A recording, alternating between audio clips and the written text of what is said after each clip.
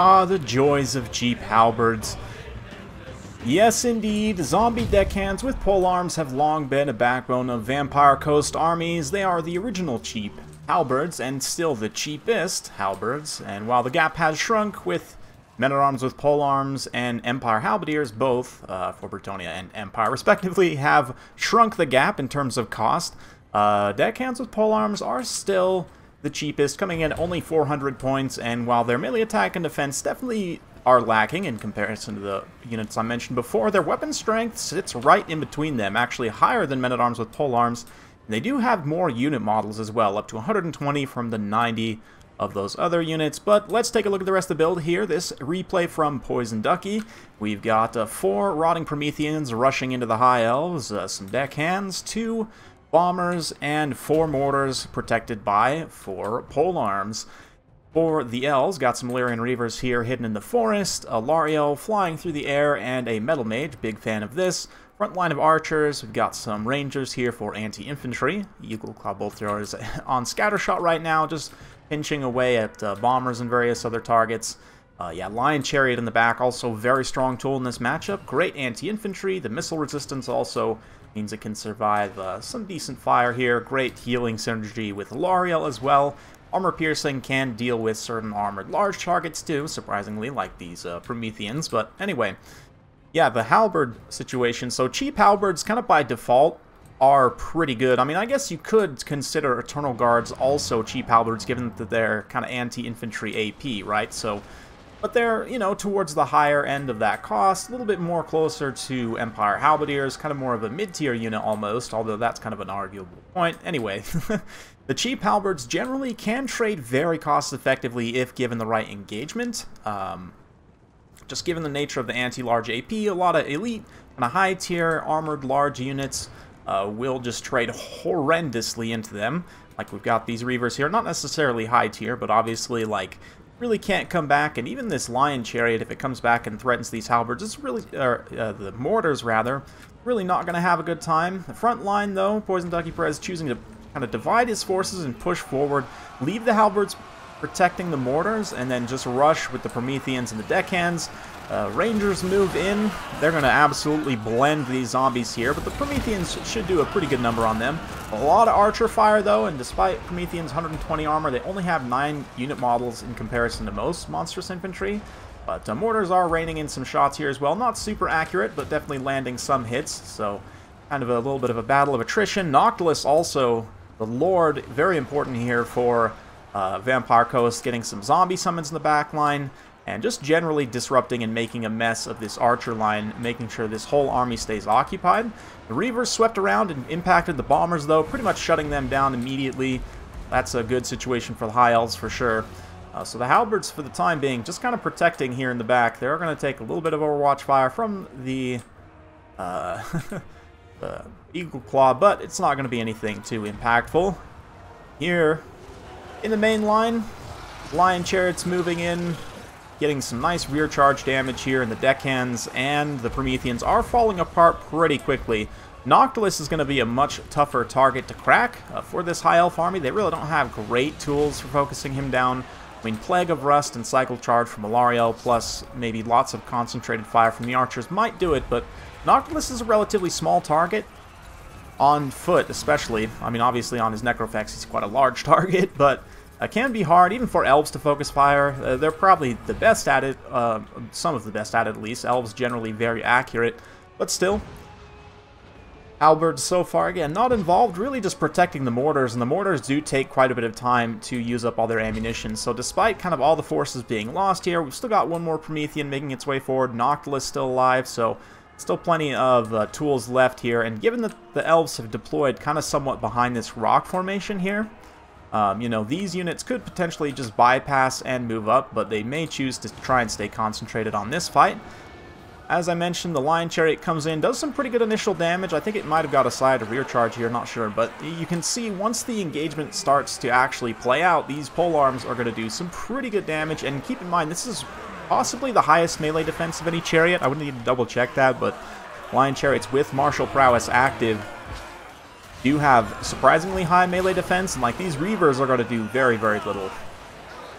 The extra unit models does help them, and kind of the loose spacing also means it's kind of a hidden trait of polearms, zombie polearms compared to other halberds. They actually occupy a much bigger footprint, right? Like an Empire halberd is a smaller overall footprint, so while, you know, they're not nearly as good a combatants, obviously, in terms of attack and defense, they can occupy that space and sort of protect fully around the artillery crew. And it's actually quite good in that way. The mortars are continuing to fire.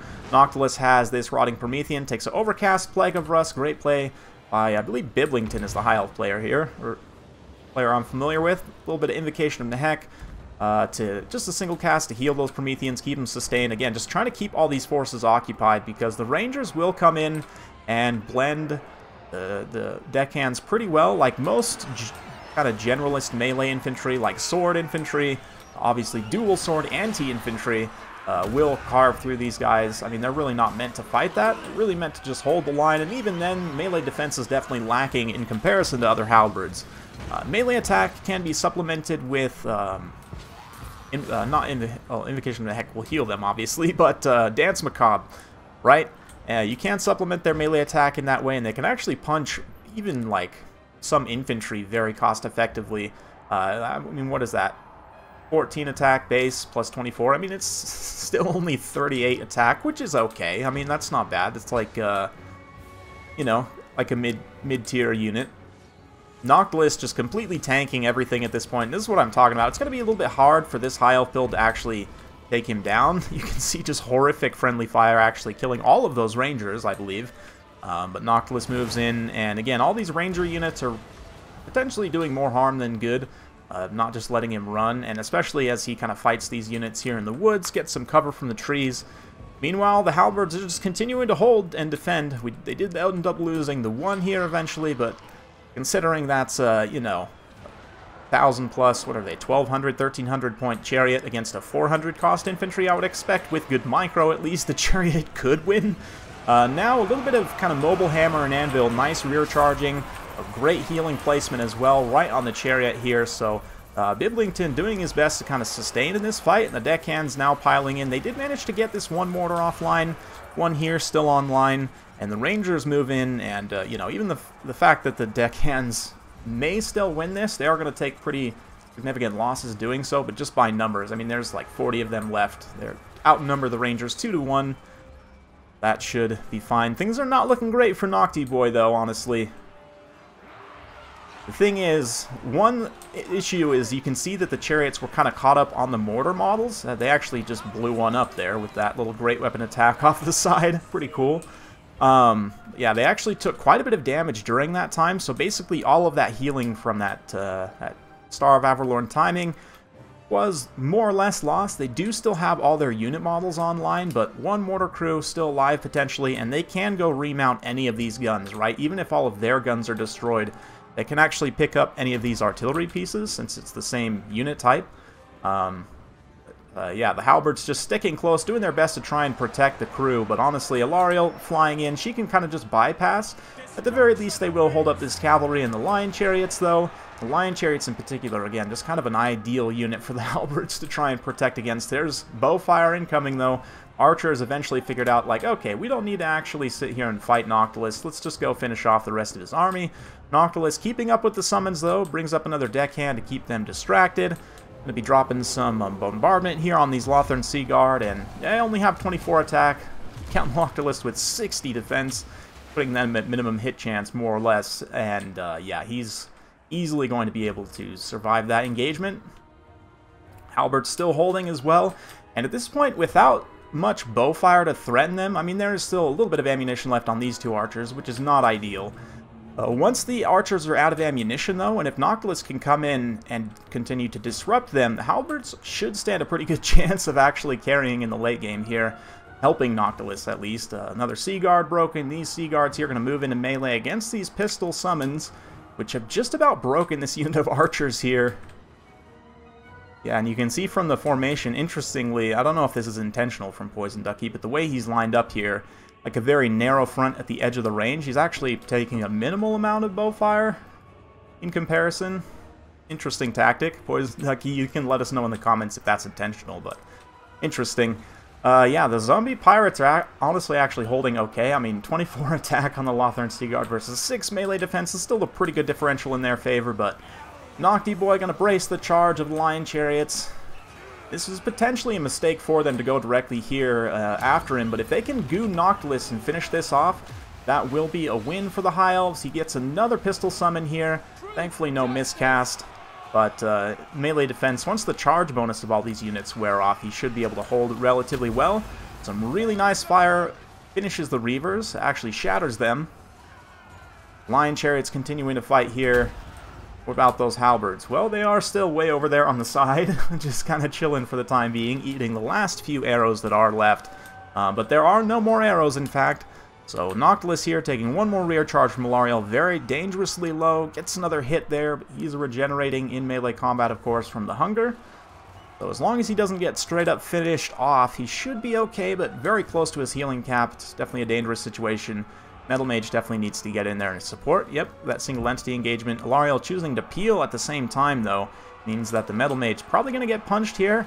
This pistol summon actually doing some really nice damage on guard mode as getting rear attacked by archers. But here come the halberds. Now all the large targets finished off. We can now move into the late game, and actually they are all still fresh, more or less, in terms of their vigor. And the fact that the High Elves are all quite tired here will mean that the differential in stats isn't going to be so important. And one more pistol summon just for good measure to try and save the day. Noctilus is definitely in a desperate situation. The Alarielle cycle charge has been pretty real, but the pistol summons, one of the only, I think the only, I guess Cygor's another ranged summon, but ranged summons in general can be very, very good in certain situations, and like right here, it's summoning them to shoot directly into the back of this unit, and not only that, but the pistol summon lasts quite a decent amount of time. And, you know, of course, just provides extra units, extra hold on the balance of power. Finally, the zombies, with polearms, the Pokey Boys catch up. Oh, another thing about them, obviously, they're very slow. And you should be aware that playing Vampire Coast can be fairly unforgiving in terms of positional micro. Like, you have to make sure your units are in the right position at all times, more or less, because if you are out of position, it takes a long time to get back in position, at least with any of your zombie units. But now these zombies come in, these polearms actually crumbling, but still are able to fight and rout the archers, because that's just how crumbling works. And yeah, actually the pistols here eventually finish off the Metal Mage. Alarielle still flying around, very low on HP at this point though, and she can't really land on the halberds, right? That will be more or less the end for her. So just like that, Poison Ducky's able to pull it back, Noctilus tanking like an absolute boss. Halberds holding, and a few key pistol summons as well. Probably could have made this about the pistol summon spell. Fairly unique one, but maybe another time. I wanted to highlight these guys. Been thinking a little bit about halberds lately in general, and just the original cheap halberds, gotta pay homage to them.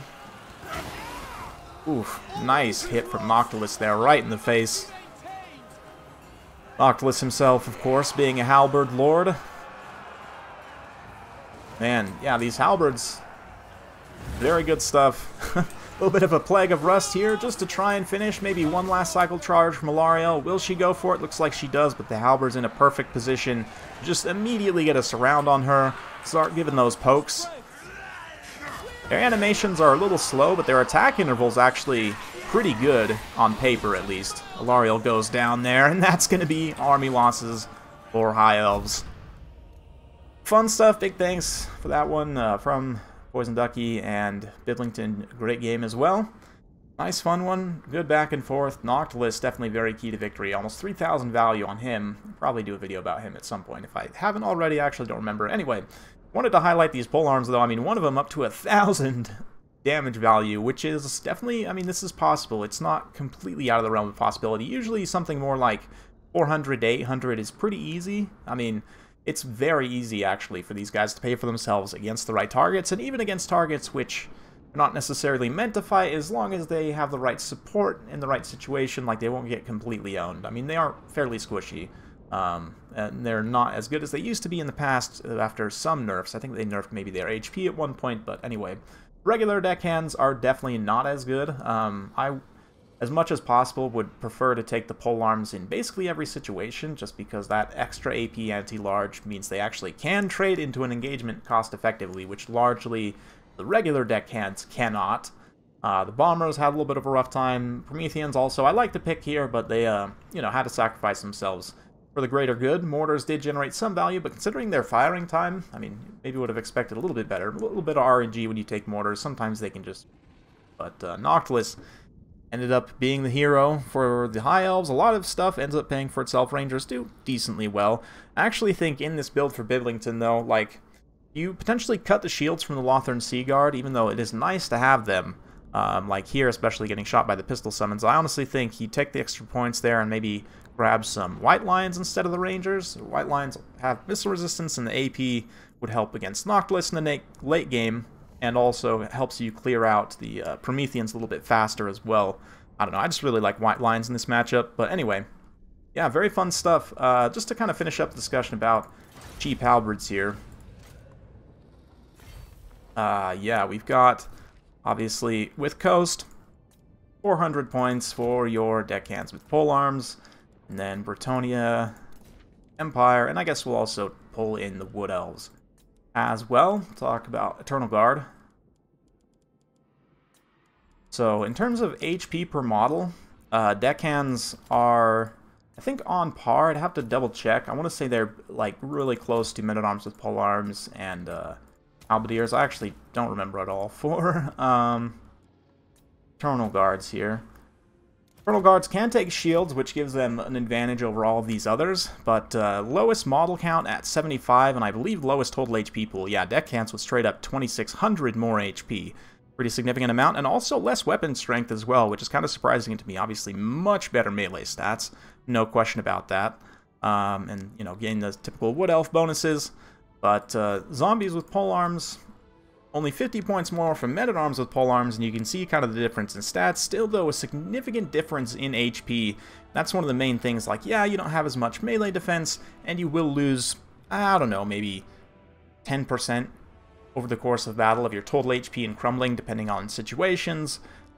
Still, though, even considering that, like, that extra HP is really nice to have. And again, the extra weapon strength as well, definitely a benefit for the deckhands. The low melee attack's definitely not ideal, but you can juice that up. The thing with melee defense, though, is unlike Vampire Counts, who, you know, have the melee defense buff, you really don't have much.